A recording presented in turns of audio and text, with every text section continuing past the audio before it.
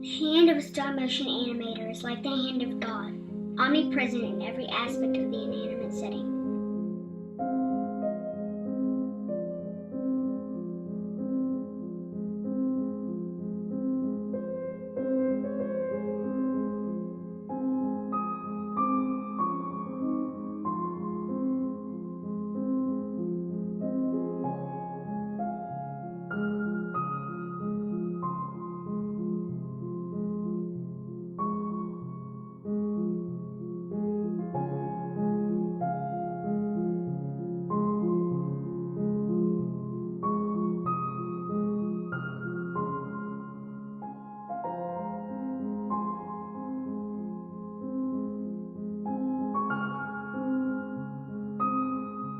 Albert E. Smith and James Stewart Blackton owned the Vitagraph Company of America. They introduced the first stop-motion technique in their animated short film, The Humpty Dumpty Circus. This was made with Smith's daughter's set of circus dolls that had joined limbs. The film eventually disappeared and became a still image.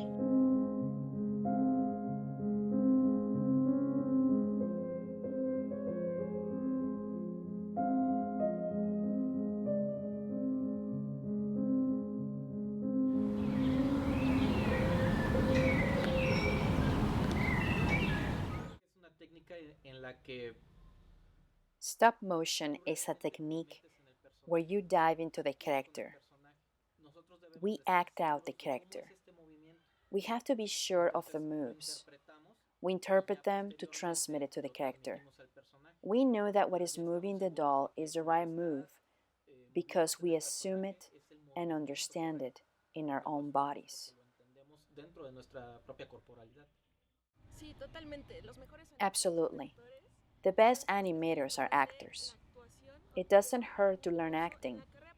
I didn't have it when I was going to school, but I have taken lessons to learn how to fit in the shoes of another person to recreate a character and bring it to life through moves.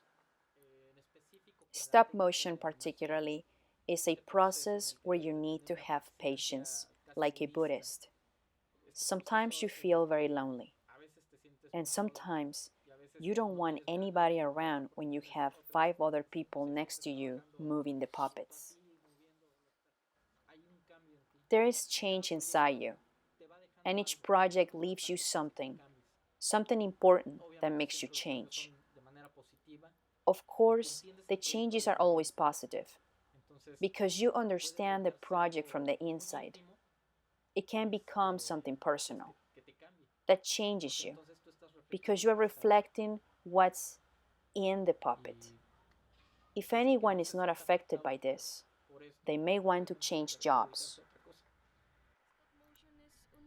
Stop motion is more about crafty arts to create as artisans, because it's not my hand. In my case, I use the cutout technique. I cut my own characters, and I have to sew their limbs with wire to get them to move. So there is a myriad of things you must learn to do. It is a multidisciplinary art, and this betters you as an artist, because you get to experiment with other materials to tell other stories.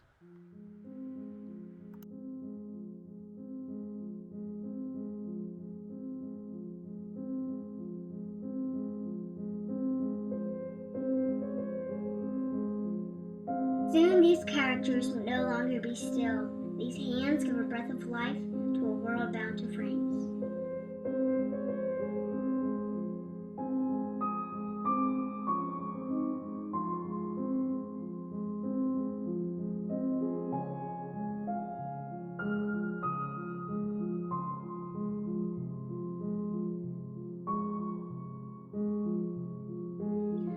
"12 frames per second is an acceptable rate for beginning animators."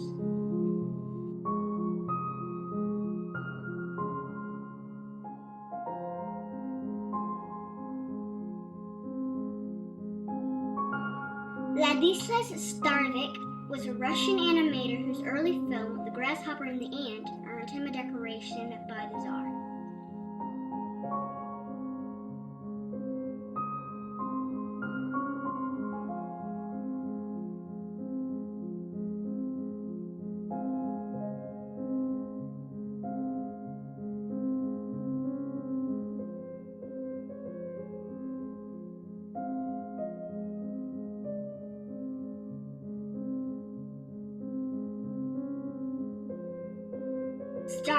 had previously experimented with films in which he used the carcasses of dead insects to turn into word puppets.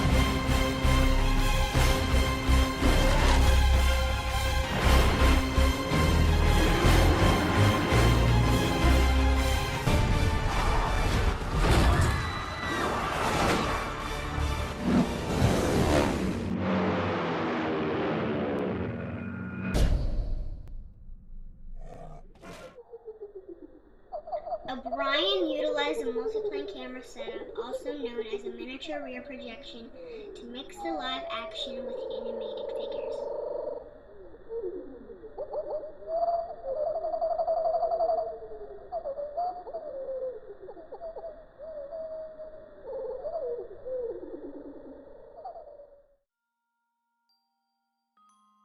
This town may be silent, but its residents are alive in the hands of those who made them. Breathing one frame at a time, they are timeless, yet in the moment, jumping at us to tell us their story.